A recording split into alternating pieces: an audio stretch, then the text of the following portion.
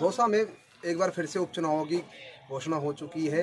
वहीं दोनों ही पार्टियों के जो लीडर हैं वो यहाँ दौसा में प्रत्याशियों की तलाश में जुटे हुए हैं, क्योंकि दौसा है जो हॉट सीट मानी जाती है। पिछली बार लोकसभा चुनाव में नरेंद्र मोदी प्रधानमंत्री द्वारा प्रचार रोड शो किया गया था, लेकिन उसके बावजूद भी बीजेपी यहाँ सीट नहीं निकाल पाई। लेकिन इस बार उपचुनाव में उनका पूरा मानस है कि बीजेपी इस सीट को निकाल सके, इसलिए वो लगातार मंथन में जुटे हुए हैं। यहाँ आज हम चाय की थड़ी पे खड़े हुए हैं। यहाँ पत्रकारों का एक पैनल राजनीति पर चर्चा कर रहा है यहाँ, तो इनसे बात करते हैं कि दौसा की राजनीति के बारे में क्या आगे का जो सुझाव है क्या रहेगा।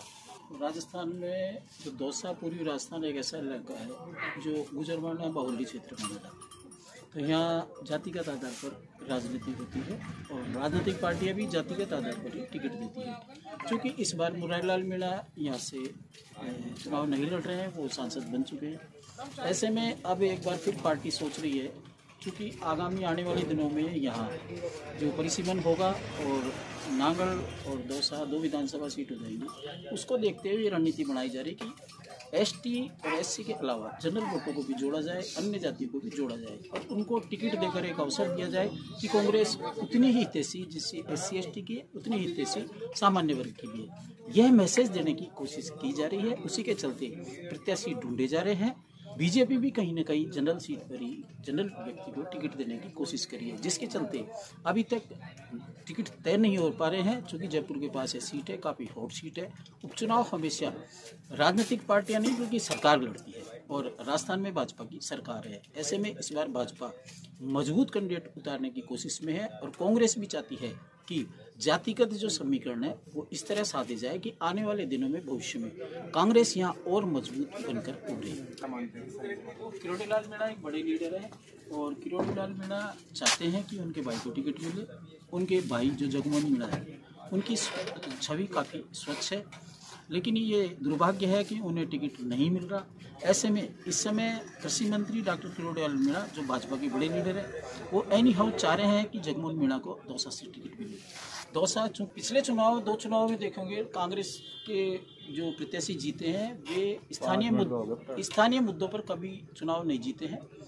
बीच में संविधान का मुद्दा आया है, आरक्षण का मुद्दा है, उसको उन्होंने चाहे बीजेपी का दावा है कि ये भ्रम फैलाया गया है और किरोड़ीलाल मीणा ने समाज में जाकर इस भ्रम को दूर करने की कोशिश की, लेकिन कहीं न कहीं वो बात अपनी नहीं पहुंचा पाए। कांग्रेस ने इन दोनों मुद्दों पर यह चुनाव जीता है। स्थानीय मुद्दे चुनाव में कौन हो जाते हैं और व्यक्तिवाद की राजनीति चलती है, कौन उम्मीदवार है उसके आधार पर ही मतदाता अपना नेता चुनता है, वोट देता है।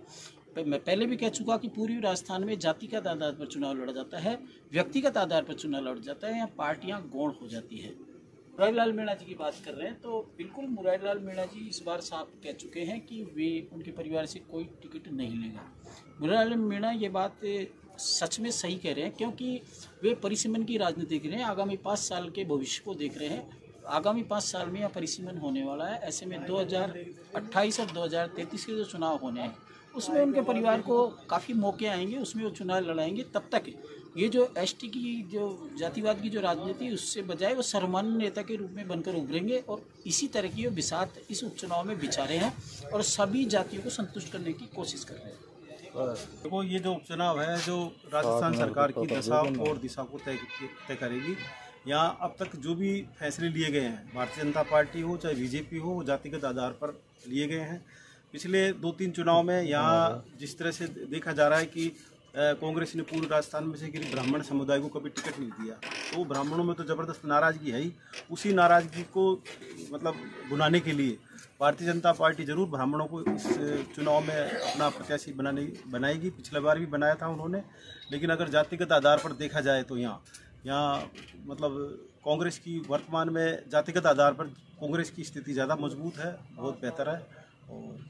तो यहाँ कहना है जो चाय की थड़ी पर जो राजनीतिक चर्चाएं चल रही है उन सभी के मुंह पे एक ही चर्चा है कि यहाँ सिर्फ जातिगत आधार पर चुनाव लड़े जाएंगे, ना कि पार्टी विशेष के आधार पर। तो देखना ये है कि आगामी उपचुनाव में ऊंट किस और करवट बदलता है। ईटीवी भारत के लिए दौसा से जितेंद्र सिंह।